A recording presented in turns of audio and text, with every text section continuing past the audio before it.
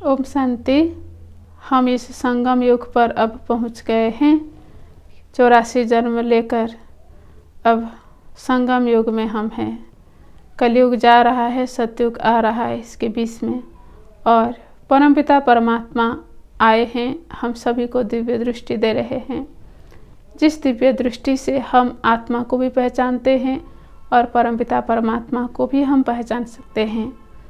तो हम सब इस ड्रामा के चक्र को जान गए हैं, 84 के जन्म को भी जान गए हैं। तो इसलिए कभी भी किसी को भक्ति छोड़ो ये हम नहीं कह सकते हैं। जो हम अतीन्द्रिय सुख के झूले में हम झूल रहे हैं, ये सबको बताना चाहिए। तो सदा अतीन्द्रिय सुख के झूले में हम अब झूल रहे हैं इस संगम युग में, क्योंकि परमात्मा की प्राप्ति हो रहा है, हमको अतीन्द्रिय सुख की प्राप्ति हो रहा है। ज्ञान गुण शक्तियों में परमात्मा आकर हमको भर देते हैं, इसलिए हम मिट्टी में पाँव नहीं रख सकते हैं। तो आइए आज हम सुनेंगे 22 दिसंबर 2020 की प्रातः मुरली।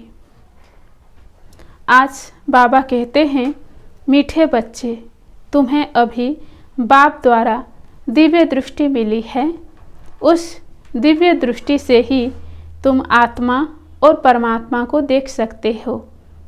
आज का प्रश्न है, ड्रामा के किस राज को समझने वाले कौन सी राय किसी को भी नहीं देंगे? बाबा का उत्तर है, जो समझते हैं कि ड्रामा में जो कुछ प्राप्त हो गया वह फिर से एक्यूरेट रिपीट होगा, वह कभी किसी को भक्ति छोड़ने की राय नहीं देंगे। जब उनकी बुद्धि में ज्ञान अच्छी रीति बैठ जाएगा, समझेंगे हम आत्मा हैं, हमें बेहद के बाप से वर्षा लेना है। जब बेहद के बाप की पहचान हो जाएगी तो हद की बातें स्वतः खत्म हो जाएगी। ओम शांति।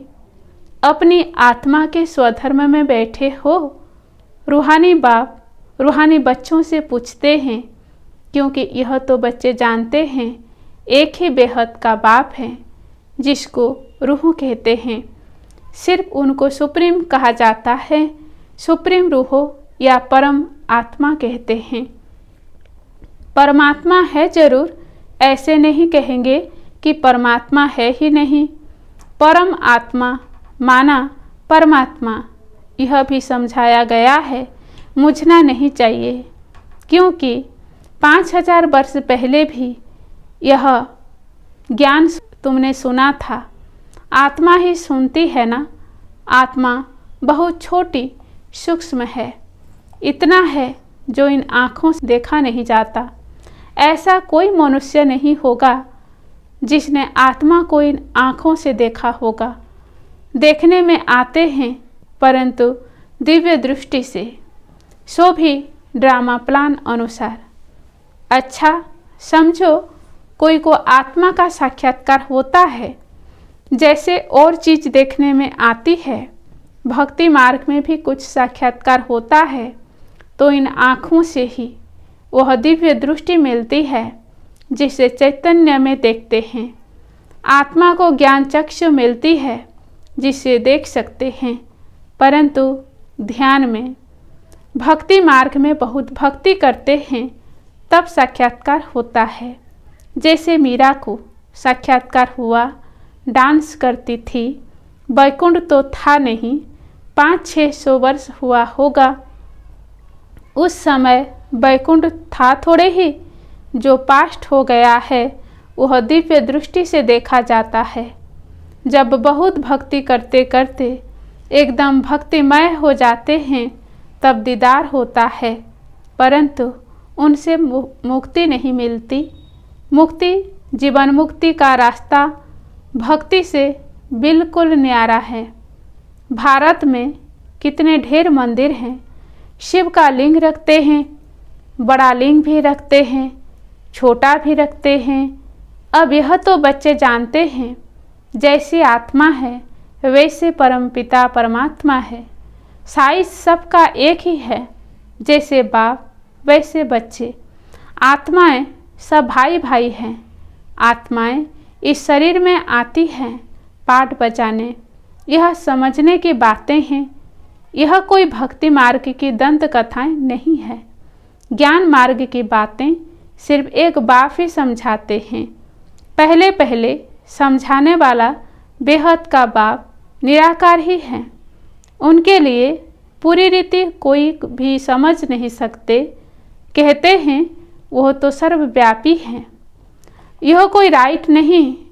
बाप को पुकारते हैं, बहुत प्यार से बुलाते हैं, कहते हैं बाबा आप जब आएंगे तो आप पर हम वारी जाएंगे।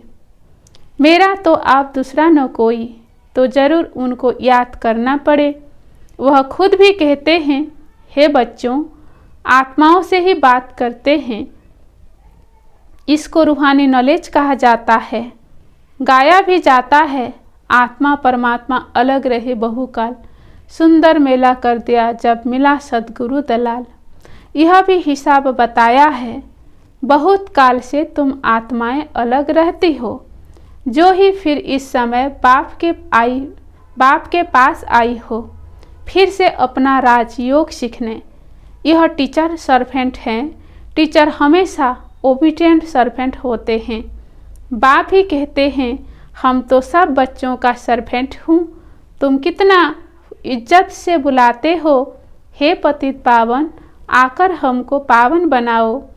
सब है भक्तियाँ, कहते हैं हे भगवान आओ, हमको फिर से पावन बनाओ। पावन दुनिया स्वर्ग को, पतित दुनिया नरक को कहा जाता है। यह सब समझने की बातें हैं। यह नॉलेज अथवा गॉडफादरली वर्ल्ड यूनिवर्सिटी है। इसकी एम ऑब्जेक्ट है मनुष्य से देवता बनना। बच्चे निश्चय करते हैं हमको यह बनना है। जिसको निश्चय ही नहीं होगा वह स्कूल में बैठेगा क्या?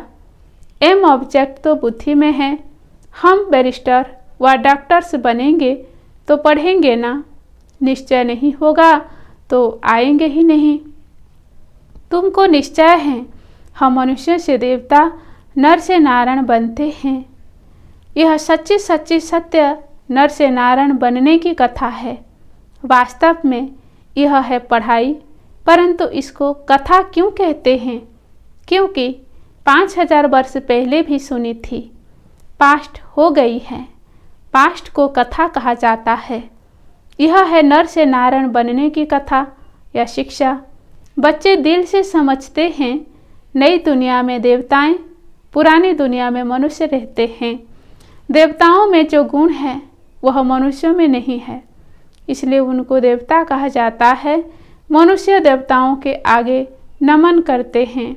आप सर्वगुण संपन्न हो, 16 कला संपूर्ण हो, हम नीच, पापी, कपटी, चरणों की धूल, ऐसे कहते हैं। ये मनुष्य ही कहते हैं, देवताओं को तो नहीं कहेंगे। देवताएं थे सतयुग में, कलयुग में हो न सके, परंतु आजकल तो सबको श्री श्री कह देते हैं। श्री माना श्रेष्ठ, सर्वश्रेष्ठ तो भगवान ही बना सकते हैं। श्रेष्ठ देवता सतयुग में थे, इस समय कोई मनुष्य श्रेष्ठ है नहीं। तुम बच्चे अभी बेहद का संन्यास करते हो। तुम जानते हो यह पुरानी दुनिया खत्म होने वाली है, इसलिए इन सब से वैराग्य है। वह तो है हठ योगी सन्यासी, घर बार छोड़ निकले, फिर आकर महलों में बैठे हैं। नहीं तो कुटिया पर कोई खर्च थोड़े ही लगता है, कुछ भी नहीं। एकांत के लिए कुटिया में बैठना होता है, न कि महलों में। बाबा की भी कुटिया बनी हुई है, कुटिया में सब सुख है। अभी तुम बच्चों को पुरुषार्थ कर मनुष्यों से देवता बनना है। तुम जानते हो ड्रामा में जो कुछ पास्ट हो गया वह फिर से एक्यूरेट रिपीट होगा। इसलिए किसको भी ऐसे राय नहीं देनी है कि भक्ति छोड़ो। जब ज्ञान बुद्धि में आ जाएगा तो समझेंगे हम आत्मा हैं। हमको अब तो बेहद के बाप से वर्षा लेना है। बेहद के बाप की जब पहचान होती है तो फिर हद की बातें खत्म हो जाती हैं। बाप कहते हैं गृहस्थ व्यवहार में रहते सिर्फ बुद्धि का योग बाप से लगाना है। शरीर निर्वाह के लिए कर्म भी करना है। जैसे भक्ति में भी कोई कोई बहुत नवधा भक्ति करते हैं, नियम से रोज जाकर दर्शन करते हैं। देहधारियों के पास जाना वह सब है जिस्मानी यात्रा। भक्ति मार्ग में कितने धक्के खाने पड़ते हैं, यहाँ कुछ भी धक्का नहीं खाना पड़ता है। आते हैं तो समझने के लिए बिठाया जाता है, बाकी याद के लिए कोई एक जगह बैठ नहीं जाना है। भक्ति मार्ग में कोई कृष्ण का भक्त होता है तो ऐसे नहीं चलते फिरते कृष्ण को याद नहीं कर सकते। इसलिए जो पढ़े लिखे मनुष्य होते हैं कहते हैं कृष्ण का चित्र घर में रखा है, फिर तुम मंदिर में क्यों जाते हो? कृष्ण के चित्रों की पूजा तुम कहाँ भी करो। अच्छा, चित्र न रखो, याद करते रहो। एक बार चीज़ देखी तो फिर वह याद रहती है। तुमको भी यही कहते हैं शिव बाबा को तुम घर बैठे याद नहीं कर सकते हो। यह तो है नई बात। शिव बाबा को कोई भी जानते नहीं, नाम रूप देश काल को जानते ही नहीं। कह देते सर्वव्यापी है। आत्मा को परमात्मा तो नहीं कहा जाता है। आत्मा को बाप की याद आती है, परंतु बाप को जानते नहीं तो समझाना पड़े 7 रोज, फिर रेजगारी पॉइंट से भी समझाई जाती है। बाप ज्ञान का सागर है ना, कितना समय से सुनते आए हो, क्योंकि नॉलेज है ना। समझते हो हमको मनुष्यों से देवता बनने की नॉलेज मिलती है। बाप कहते हैं तुमको नई नई गुह्य बातें सुनाते हैं।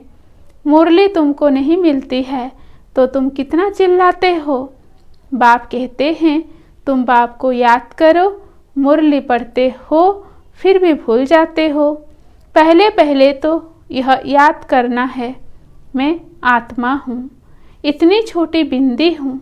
आत्मा को भी जानना है। कहते हैं इनकी आत्मा निकल दूसरे में प्रवेश किया। हम आत्मा ही जन्म लेते लेते अब पतित अपवित्र बने हैं। पहले तुम पवित्र गृहस्थ धर्म के थे। लक्ष्मी नारायण दोनों पवित्र थे, फिर दोनों ही अपवित्र बने, फिर दोनों पवित्र होते हैं। तो क्या अपवित्र से पवित्र बने या पवित्र जन्म लिया?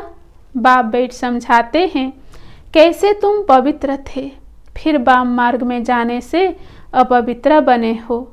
पुजारी को अपवित्र, पूज्य को पवित्र कहेंगे। सारे वर्ल्ड की हिस्ट्री ज्योग्राफी तुम्हारे बुद्धि में है। कौन कौन राज्य करते थे, कैसे उन्हों को राज्य मिला, यह तुम जानते हो और कोई नहीं जो जानता हो। तुम्हारे पास भी आगे यह नॉलेज रहता और रचना के आदि मध्य अंत की नहीं थी। गोया नास्तिक थे, नहीं जानते थे। नास्तिक बनने से कितना दुखी बन जाते हो। अब तुम यहाँ आए हो यह देवता बनने, वहाँ कितने सुख होंगे। दैवी गुण भी यहाँ धारण करने हैं। प्रजापिता ब्रह्मा की औलाद भाई बहन ठहरे ना। क्रिमिनल दृष्टि जानी नहीं चाहिए, इसमें है मेहनत। आंखें बड़ी क्रिमिनल है, सब आँखों से क्रिमिनल है आंखें। आधा कल्प क्रिमिनल, आधा कल्प सिविल रहती है। सतयुग में क्रिमिनल नहीं रहती है। आंखें क्रिमिनल है तो असुर कहलाते हैं। बाप खुद कहते हैं मैं पतित दुनिया में आता हूँ, जो पतित बने हैं उनको ही पावन बनाता हूँ। मनुष्य तो कहते हैं यह अपने को भगवान कहलाते हैं। झाड़ में देखो एकदम तुम प्रधान दुनिया के अंत में खड़े हैं, वही फिर तपस्या कर रहे हैं। सतयुग से लक्ष्मी नारायण की डिनास्टी चलती है। संबंध भी इन लक्ष्मी नारायण से गिना जाएगा। इसलिए बाबा कहते हैं लक्ष्मी नारायण का राज्य दिखाते हो तो लिखो। इससे 1250 वर्ष के बाद त्रेता, शास्त्रों में फिर लाखों वर्ष के दिए हैं। रात दिन का फर्क हो गया ना। ब्रह्मा की रात आधा कल्प, ब्रह्मा का दिन आधा कल्प। यह बातें बाप ही समझाते हैं। फिर भी कहते हैं मीठे बच्चे, अपने को आत्मा समझो, बाप को याद करो। उनको याद करते करते तुम पावन बन जाएंगे, फिर अंतमति सोगति हो जाएगी। बाबा ऐसे नहीं कहते हैं यहाँ बैठ जाओ। सर्विसेबल बच्चों को तो बिठाएंगे नहीं, सेंटर, म्यूजियम आदि खोलते रहते हैं। कितनों को निमंत्रण बांटते हैं, आकर गढ़ली बर्थ-राइट विश्व की बादशाही लो। तुम बाप के बच्चे हो, बाप है स्वर्ग का रचयिता, तो तुमको भी स्वर्ग का वर्षा होना चाहिए। बाप कहते हैं मैं एक ही बार स्वर्ग की स्थापना करने आता हूँ। एक ही दुनिया है जिनका चक्र फिरता रहता है। मनुष्यों की तो अनेक मतें, अनेक बातें हैं, मतांतर कितने हैं। इसको कहा जाता है अद्वैत मत। झाड़ कितना बड़ा है, कितने टालियाँ निकलती है, कितने धर्म फैल रहे हैं। पहले तो एक मत, एक राज्य था, सारे विश्व पर इनका राज्य था। यह भी अभी तुमको मालूम पड़ा है। हम ही सारे विश्व के मालिक थे, फिर 84 जन्म भोग कंगाल बने हैं। अभी तुम काल पर जीत पाते हो। वहाँ कभी अकाले मृत्यु होता नहीं। यहाँ तो देखो बैठे बैठे अकाले मृत्यु होती रहती है। चारों तरफ मौत ही मौत है। वहाँ ऐसे नहीं होता। पूरी एज लाइफ चलती है। भारत में प्यूरिटी, पीस, प्रॉस्पेरिटी थी। 150 वर्ष एवरेज आयु थी। अभी कितनी आयु रहती है। ईश्वर ने तुमको योग सिखाया तो तुमको योगेश्वर कहते हैं। वहाँ थोड़े ही कहेंगे इस समय तुम योगेश्वर हो। तुमको ईश्वर राजयोग सिखा रहे हैं, फिर राजेश्वरी बनना है। अभी तुम ज्ञानेश्वरी हो, फिर राजेश्वरी अर्थात राजाओं का राजा बनेंगे। अच्छा, मीठे मीठे सिकिलधे बच्चों प्रति माता पिता बाप दादा का याद प्यार और गुड मॉर्निंग। रूहानी बाप की रूहानी बच्चों को नमस्ते। हम रूहानी बच्चों का भी रूहानी माता पिता बाप दादा को याद प्यार और गुड मॉर्निंग और नमस्ते नमस्ते नमस्ते। धारणा के लिए मुख्य सार। पहला पॉइंट, आँखों को शिविल बनाने की मेहनत करनी है। बुद्धि में सदा रहे हम प्रजापिता ब्रह्मा के बच्चे भाई बहन हैं, क्रिमिनल दृष्टि रख नहीं सकते। दूसरा पॉइंट है, शरीर निर्वाह अर्थ कर्म करते बुद्धि का योग एक बाप से लगाना है। हद की सब बातें छोड़ बेहद के बाप को याद करना है। बेहद का सन्यासी बनना है। आज का वरदान है, सदा अतीन्द्रिय सुख के झूले में झूलने वाले, संगम युग की सर्व अलौकिक प्राप्तियों से संपन्न भव। वरदान का विस्तार है, जो बच्चे अलौकिक प्राप्तियों से सदा संपन्न है वो अतीन्द्रिय सुख के झूले में झूलते रहते हैं। जैसे जो लाडले बच्चे होते हैं उनको झूले में झुलाते हैं, ऐसे सर्वप्राप्ति संपन्न ब्राह्मणों का झूला अतीन्द्रिय सुख का झूला है। इसी झूले में सदा झूलते रहो, कभी भी देह अभिमान में नहीं आना। तो जो झूले से उतर कर धरनी पर पांव रखते हैं वो मैले हो जाते हैं। ऊंचते ऊंच बाप के स्वच्छ बच्चे सदा अतीन्द्रिय सुख के झूले में झूलते मिट्टी में पांव नहीं रख सकते। स्लोगन है आस बाबा का, मैं त्यागी हूँ। इस अभिमान का त्याग ही सच्चा त्याग है। अच्छा, ओम शांति।